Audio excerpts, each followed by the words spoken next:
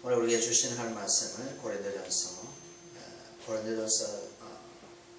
7장 16절에서 19절까지 보겠습니다. 16절에서 19절까지 보겠습니다. 아내된 자여 내가 남편을 권할지 어찌할 수 있으며 남편된 자여 내가 내 아내를 권할지 어찌할 수 있으리요. 말씀하고 있습니다. 자, 우리 지난 시간에 남편과 아내에 대한 어떤 함께하심, 연합하심에 대해서 우리가 살펴봤습니다.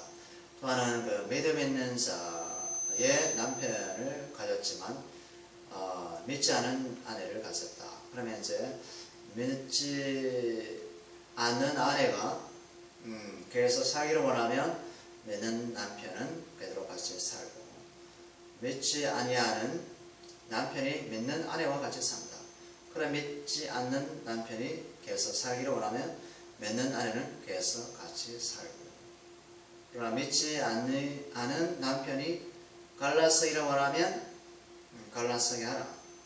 또 마찬가지 또 믿지 아니한 아내가 갈라서기를 원하면 믿는 남편은 갈라서기 하라 라고 바울이 말을 하고 있습니다. 그러나 하나님께서는 화평 중에 우리를 불렀다. 하나님께서 믿는 자, 남편, 아내는 화평 중에 우리를 불렀다라고 말씀하고 있습니다. 중요한 것은 주 안에서 모든 의사를 결정하라는 것입니다. 주님이 원하시는 뜻 가운데서 모든 것을 결정하라. 자기의 판단과 자기의 결정으로 모든 것을 행하지 말라는 것이겠죠. 그래서 우리는 죄가 우리 가운데 역사할 수 있는 틈이 있다는 것입니다.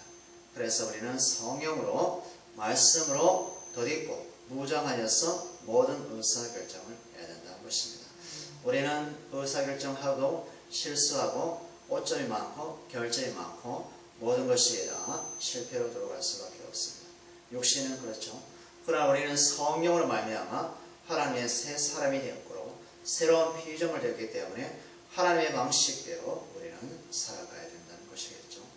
그래서 우리가 과거를 돌아보면 얼마나 많은 죄를 지었는지 우리는 고백하지 않을 수 없고 회개하지 않을 수 없다는 것입니다. 그래서 우리는 하나님께서 우리 향하시는 뜻은 주 안에서, 주님 안에서 주님의 사랑을 가지고 접근해야 된다는 것입니다. 십자가의 사랑 안에서 모든 것을 관망하고 바라보며 실제의 삶으로 살아가야 된다는 것이 요점이 되겠습니다. 그래서 우리는 육신은 십자가의 사랑을 싫어합니다. 우리의 육신의 생각은 우리의 지체가 좋아하는 세상의 방식으로 사랑하기를 원하지만 우리 성령께서는 우리에게 오셔서 십자가의 방식으로만 주의 가정을 세우기를 원하신다는 것입니다. 오늘 우리 16절에 보면 그 말입니다. 아내된 자여 너가 남편을 권할지 어찌할 수 있으며, 이 말은 뭡니까? 믿는 아내들이여 믿지 아니하는 남편을 권할지 너는 어찌 알 수 있으며, 그리고 믿는 남편들이여 내가 믿지 않은 아내를 권할지 어찌 알 수 있으리요 라고 이제 바울이 수사 의문문의 말씀을 던집니다. 질문을 던지는 것이죠. 너희들이 어찌 알 수 있느냐? 너희 인생의 주가 되시고 너희 인생의 주인 되신 예수님의 능력 가운데서 혹이나 믿지 아니하는 남편이, 그리고 믿지 아니하는 아내가 너로 말미암아 그들의 구원받을 기회를 얻지 아니할 수 없겠느냐, 복음을 들을 수 있는 기회가 생기지 않겠느냐 라고 이제 바울이 얘기한다는 것입니다. 그래서 우리는 그런 상황에 닥치면 내 생각만 한다는 것은 내가 좀 유익하고 내가 좀 편리하면 된다라는 식으로 해서 우리가 의사결정을 한다는 것입니다. 행동으로 옮긴다는 것입니다. 그것이 우리 주님 앞에 죄가 된다는 것입니다. 그것이 예수 그리스도께서 십자가에 못 박은 그런 사실을 말해주고 있다는 것입니다. 그래서 우리는 우리가 예수님의 피로값으로 산받은 주님의 것이다. 우리의 것이 아니다. 누구 것이라고요? 주님의 것이라고요. 주님의 것. 우리의 것이 아니기 때문에 우리 몸을 우리가 주장할 수 없다. 우리의 생각이 우리의 생각, 우리 몸을 주장할 수 없다는 것입니다. 그래서 그런 구원받을 기회가 되고 자녀까지도 거룩할 수 있는 기회가 된다고 어제 말씀해드렸습니까? 믿음으로 그 자녀까지 거룩할 수 있는 기회가 주어진다는 것입니다. 그래서 하나님께서 우리를 평강 가운데, 화평 가운데 불렀다는 것입니다. 예, 그래서 우리는 세상 사람들에게 우리가 정말 이것을 말씀하는 것이 아니라 바로 교회에 있는 믿는 형제와 자매들에게 바울 사도께서 복음의 말씀을 선포하고 있습니다. 그래서 우리는 예수님이 저들에게 그런 말씀했지 않습니까? 너 자신의 십자가를 지고 나를 쫓아오느라. 너 십자가 지고 나를 쫓아오느라 라고 말씀하고 있습니다. 예수님의 십자가가 아니라 우리에게 주신 십자가. 그것은 뭡니까? 뒤에 말씀하죠. 너 자신을 부인하고 너 자신을 부인하고 내 십자가를 져라 이것입니다. 너 자신의 생각을 너가 주장하지 말고 내가 너에게 준 너의 십자가 너 자신을 못 받고 너 육신을 못 받고 성령으로 나를 쫓아온다 이렇게. 그러면 내가 너를 제자로 불러주겠다는 것입니다. 그러니까 예수님이 그런 말씀했죠. 또 넓은 길로 가는 자는 많고 좁은 길로 가는 자, 협착한 길로 가는 사람은 찾는 이가 적으리라고 했습니다. 그만큼 어렵다는 것이. 왜요? 세상의 짐을 다 내려놔야 되고 세상의 이 가치를 다 내려놔야 되고 세상의 방식을 다 포기해야 될 것이 바로 좁은 길로 가는 것입니다. 좁은 길. 내가 내 욕심을 다 내려놓고 내 심령을 다 깎아내고 오직 예수님이 왜 십자가를 주셨는지를 생각함으로 그 십자가 길로 가야 되는 것이 바로 좁은 길이다 것입니다. 우리에게 생명이 있습니다. 우리에게는 주님의 사랑이 있습니다. 우리에게는 천국의 세계가 우리에게 있습니다. 그러니 그 좁은 길로 가는 것을 우리는 좋아할 수밖에 없다. 그런데 그 좁은 길로 가는 데 있어서 그 영생에 대한 기쁨과 하나님에 대한 감사에 대한 기쁨이 없다. 식어진다. 그리고 우리가 넓은 길로 가려고 한다는 것입니다. 육신이 땡기는 대로, 육신이 당기는 대로 우리가 살려고 한다는 것입니다. 이것은 구원받은 자의 능력이 될 수 없다.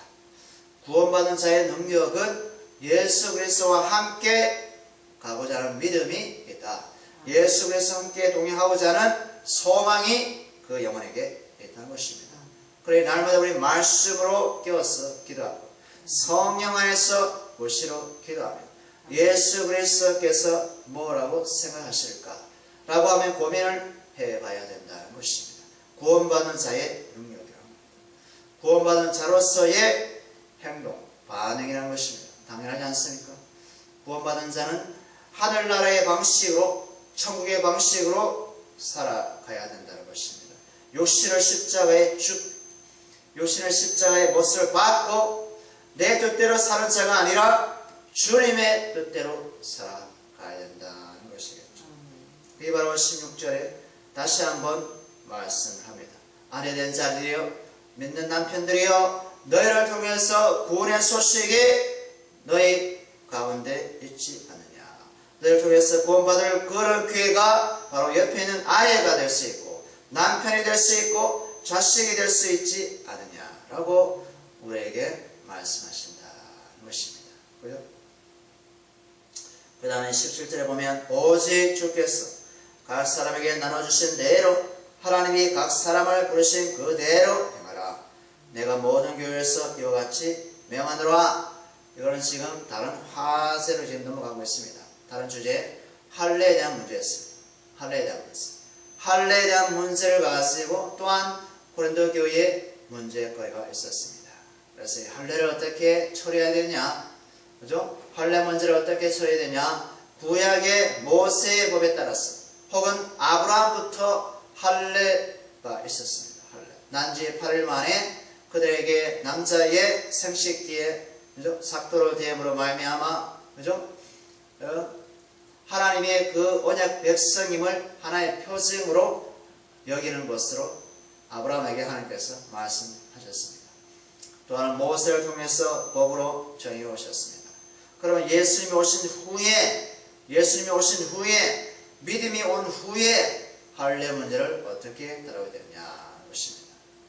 그래서 예수 그리스도의 복음을 바울이 고린도에 있는 성도들에게 증거했는데 이것이 그들에게는 마음 밑바닥까지 내려오지 않았어요. 지식에 머물고 생각에 머물렀지만 하나님의 그 말씀이 그들에게 실제가 되지 않았다. 복음의 능력이 그들에게 실제가 되지 않았기 때문에 할례에 대해서 정확한 개념이 없었다는 것입니다. 어떻게 해야 되냐? 할례 문제를 어떻게 해야 되느냐? 주께서 사람에게 주신 대로 해야 되는데 18절에 말씀하고 있습니다. 할례자로서 부르심을 받은 자가 있느냐? 무할례자가 되지 말며 무할례자로 부르심을 받았느냐? 할례자가 되지 말지어다 라고 말씀하고 있습니다. 그러니 할례자가 이미 되었으면 복음을 받아들였다. 그러면 복음 안에서 무할례가 의미가 없고 무할례자로 있을 때 복음을 영접했느냐? 그러면 할례를 받으려고 애쓰지 말라는 것입니다. 할례와 무할례는 그리스도의 십자가 안에서 아무런 의미가 없다는 것입니다. 이제는 구원의 방식이 사람의 몸을 통해서 사람의 할례를 통해서 이루어지지 않는다는 것입니다. 복음을 통해서 믿음으로 말미암아 하나님의 자녀가 된다고 바울이 지금 얘기하고 있습니다. 우리가 한번 말씀 살펴볼까요? 로마서 2장 볼까요? 로마서 2장 25절. 로마서 2장 25절. 너가 율법을 행하면 할례가 유익하나 만일 율법을 범하면 내 할례는 무할례가 된다. 너가 그게 좋다. 율법을 지키고자 하느냐? 그런데 할례가 유익해. 그죠? 할례가 유익해. 그런데 율법을 만약에 어겼다 치자. 율법 하나라도 어겼다 치자. 그러면 내가 한 할례가 무슨 소용이 있겠느냐는 것입니다. 무슨 소용이 있겠냐는 겁니다. 그죠? 그 다음에 26절 보세요. 그런즉 무할례자가 율법의 규례를 지키면 그 무할례를 할례와 같이 여길 것이 아니냐. 만약에 무할례자가 있습니다. 그죠? 그런데 율법을 지켰어요. 그러면 내 할례 받은 내가 아무런 의미가 되지 않지 않냐. 무할례도도 율법을 지키는데, 그잖아? 무할례자도 율법을 지키는데, 너가 만약에 할례를 해가고도 율법을 못 지키면 너는 범법자가 되지 않느냐. 그 다음 볼까? 27절. 또한 본래 무할례자가 율법을 온전히 지키면 율법 조문과 할례를 가지고 율법을 범하는 너희를 정죄하지 아니하겠느냐. 오히려 무할례자가 율법을 지킴으로 율법을 가진 내가 할례를 가진 내가 할례를 받고도 율법을 지키지 않으면 너희를 정죄하고 판단하지 않겠느냐는 것입니다. 예? 그죠? 그러니 28절 이제 요지를 얘기하죠. 오직 무릇 표면적 유대인이 아니요 표면적 육신의 할례가 아니라, 그죠? 육체의 한 할례가 아무런 의미가 없다는 것입니다. 참 유대인이 누구냐는 것입니다. 참 유대인은 육신의 할례 행위에서 유대인이 되지 않는다는 겁니다. 밖으로 드러난 모습, 밖으로 드러난 그런 방식으로 참 유대인이라고 하지 않는다. 믿는 자라고 할 수가 없다는 것입니다. 그럼 뭐냐? 29절에 오직 이면적 유대인, 정말 거듭난 자의 참 유대인, 이면적 유대인이 유대인이며 마음은 어디 하라? 육체에 하는 것이 아니라 마음에 하라. 할례는 마음에 하라는 것입니다. 마음에. 이 말은 마음으로 거듭나야 된다는 것입니다. 거듭나지 않고서는, 중생받지 않고서는, 성령으로 말씀으로 거듭나지 않고서는 할례를 행해도 아무런 의미가 없다는 것입니다. 마음에 할지니 영에 있고, 그죠? 영에 있고 성령에 있고 율법 조문에 있지 아니한 것이라. 그 칭찬이 사람에게서가 아니요 다만 하나님에게서로다. 아멘. 그죠? 그러니까 할례 문제에 대해서 바울이 지금 다루고 있는데 고린도에서는 할례를 지킴으로 할례를 행함으로 그죠? 구원받을 수 있지 않느냐라고 그들은 추측을 그죠? 염려를 했다는 것입니다. 그러니 할례 받은 자, 할례 받지 않는 무할례자가 서로 상충되는 의견을 내놨는데 바울은 뭐라고 합니까? 로마서 말씀 통해서 그죠? 할례가 십자가 안에서는 의미가 없다는 것입니다. 무할례자도 할례자가 되려고 하지 말라. 할례자든 무할례자든 예수의 복음을 받아들인 자, 예수의 십자가의 복음을 받아들인 자는 믿음으로 말미암아 구원에 이를 수 있다라고 바울이 지금 얘기합니다. 그래서 할례는 마음이 할지니 이 말은 뭡니까? 거듭나야 된다는 것입니다. 예수의 피로 뿌림을 받지 않고서는 죄사함이 없다는 것입니다. 죄사함. 할례에도 소용이 없고 무할례에도 예수의 피가 뿌려지지 않는 이상은 죄사함이 결코 없다는 것입니다. 그래서 구원의 방식이 예수의 복음으로 말미암아 그죠? 바꿔졌다. 아멘. 그 말입니다. 그래서 마지막에 다시 고린도전서 7장에 돌아왔어요. 할례 받는 것도 아무것도 아니요. 보세요. 할례 받는 것도 아무것도 아니요. 할례 받지 아니하는 것도 아무것도 아니로 오직 하나님의 계명을 지킬 따름이라 이랬습니다. 예? 하나님의 여섯 계명이 뭡니까? 또 이거 율법이 아니야? 또 이렇게 할 수 있지 않습니까? 할례 받는 것도 아니는 것도 아니요. 무할례서도 아무것도 아니오되 하나님의 계명을 따름이라. 뭡니까? 바로 하나님의 계명 뭡니까? 사랑이죠. 아멘. 사랑으로 역사하는 믿음으로만 그죠? 믿음으로만 우리는 행한다는 것입니다. 하나님의 계명, 사랑으로 역사하는 믿음, 십자가 사랑으로 역사하는 믿음, 예수 그리스도를 믿는 믿음, 이것만이 우리에게 있을 따릅니다. 것입니다. 그러니 할례자든 무할례자든 주 안에서 십자가 사랑 안에서 서로 사랑하라는 것입니다. 그리고 믿음 안에 살아가라는 것입니다. 아멘. 할례가 아니고 그죠? 이것을 바울이 갈라디아서 5장에서 말씀하고 있습니다. 갈라디아서 5장 6절에 보면 갈라디아서 5장 6절에 보면 바울이 정확하게 기록하고 있는데요. 자, 5장 6절에 보면 그래서 예수 안에는 할례나 무할례나 효력이 없으되 사랑으로 역사하는 믿음뿐이라. 아멘.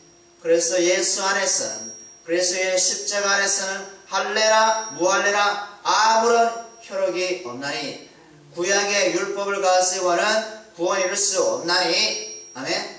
계명으로 지켜진 그런 할례는 의미가 없나니 오직 십자가 사랑 안에서 사랑으로 역사하는 믿음뿐이라는 것입니다. 믿음뿐이에요. 예? 그죠? 그래서 7절 보세요. 너희가 다름질을 잘하더니 누가 너희를 막아 진리를 순종하지 못하게 꾀고 있냐? 미혹하느냐는 것입니다. 너가 지금까지 진리의 말씀을 듣고 복음을 듣고 믿음을 순종해서 주님의 십자가 사랑에서 살았는데 누가 와서 엉뚱한 가라지 복음을 뿌리느냐 이겁니다.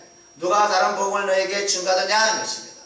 내가 너에게 전한 것이 이것이냐? 라고 이제 갈라디아 성도에게 바울이 얘기하고 있었습니다. 그래서 예수 안에서 할례나 무할례나 아무것도 아니로되 뭡니까? 사랑으로 역사하는 뭐다? 예수 그리스도를 믿는 믿음뿐이다 하는 것입니다. 믿음만이 하나님의 자녀되는 권세를 준다는 것입니다. 그리고 그 믿음을 가진 자는 십자가 사랑 안에서 형제 자매를 바라보라는 것입니다. 아멘.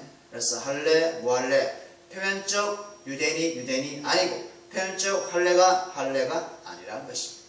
오직 마음에 할지니, 아멘. 마음에 새로움을 입을지니, 마음에 예수의 피로 뿌림을 받을지니, 이런 자만이 하나님의 자녀가 될 수 있다는 것입니다. 그러니 고린도에 있는 이런 할례 문제를 가지고 해할 때 바울은 정확한 복음을 가지고 그들에게 나아갔다는 것입니다. 그래서 우리 주위에도 교회 가운데도 이런 형제 지체들이 이런 표면적인 것을 가지고 그죠? 어떤 계명적인 그런 것을 가지고 고민할 때 우리는 어떻게 접근해야 됩니까? 바로 그리스도의 복음으로 우리가 접근해야 됩니다. 그리스도의 복음으로 접근해서 무엇이 믿음이고 무엇이 계명인지 정확하게 얘기를 해야 된다. 그래서 예수님께서 무엇이 계명이냐, 무엇이 계명이냐, 죄이냐, 바로 십자가 사랑을 역사하는 믿음, 이것이 최고이다 라고 말씀한 것입니다. 그래서 오늘도 말씀 다시 한번 생각하시면서 정말 무엇이 참된 그리스도인이냐, 무엇이 참된 성도냐 생각하는 하루이기를 원합니다. 기도하겠습니다. 아버지 하나님 감사합니다.